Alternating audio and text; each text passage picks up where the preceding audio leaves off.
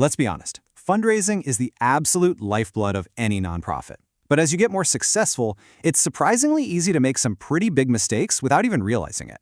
So, in this explainer, we're going to break down the 5 most common fundraising mistakes, and they all come from one super complex area: charitable solicitation registration. Now, this explainer is part of the multi-state fundraising compliance series from Ironwood Registrations. It's really designed to give nonprofit leaders and their finance teams some practical, clear insights into how to stay compliant. You know, it's a great problem to have, right? Your mission is resonating with people, donations are climbing, and your reach is getting bigger and bigger. But that growth brings this hidden layer of complexity. We're talking about charitable solicitation registration laws, and because they're managed state by state, they can really catch you off guard if you're not careful. Okay, so here's our game plan. First, we'll talk about the core compliance challenge. Then, we're going to walk through the big mistakes, things like mixing up federal and state rules, not realizing how far your online fundraising actually reaches, and forgetting that renewals are a thing. We'll also get into the complexities that pop up with growth, and then we'll wrap it all up with a clear path to get proactive about your compliance. All right, let's dive right into the first and honestly the most fundamental mistake. It all starts with a simple assumption about federal rules versus state rules.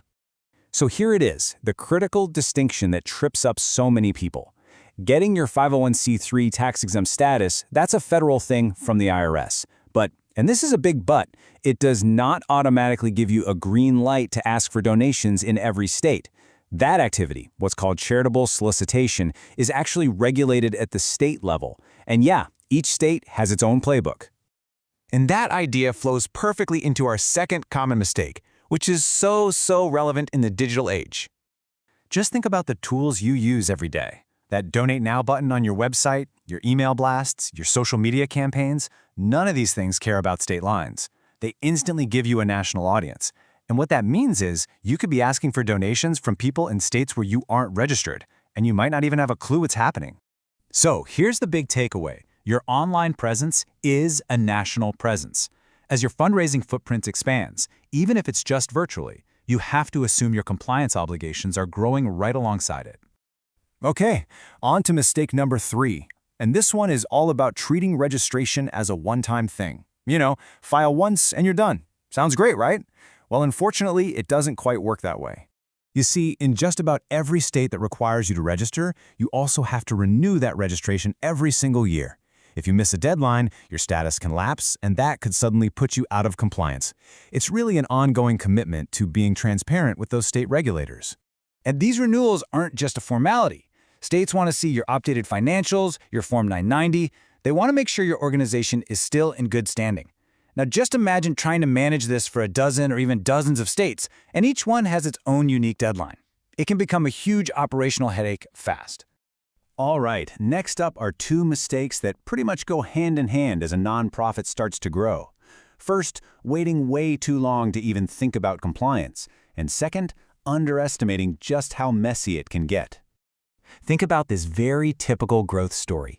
An organization might start with a local mailer. Then maybe they host a regional event. And finally, they launch a big nationwide online campaign.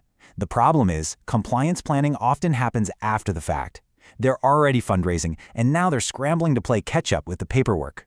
Because as you expand, you learn that multi-state compliance isn't just one process. It's more like 40 different processes. Every state can have its own forms, its own fees, its own deadlines. Some states might require audited financials at a much lower revenue level than others. Seriously, underestimating this complexity is one of the biggest traps for growing organizations.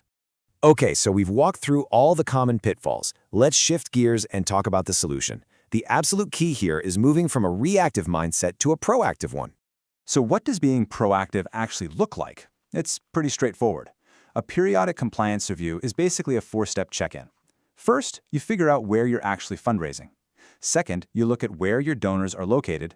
Third, you see if you might be eligible for any state exemptions. And finally, you just double-check that all your renewals are filed and up to date. At the end of the day, being proactive isn't about slowing down your fundraising. Not at all. It's about building a solid foundation for growth. This quote really says it best.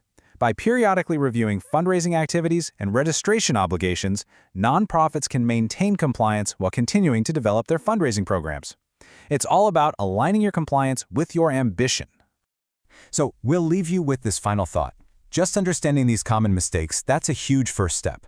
The next step is to ask yourself, is our compliance strategy actually ready for our next phase of growth? When you build a plan that anticipates that growth, compliance stops being an obstacle and starts being what it should be, a true enabler of your mission.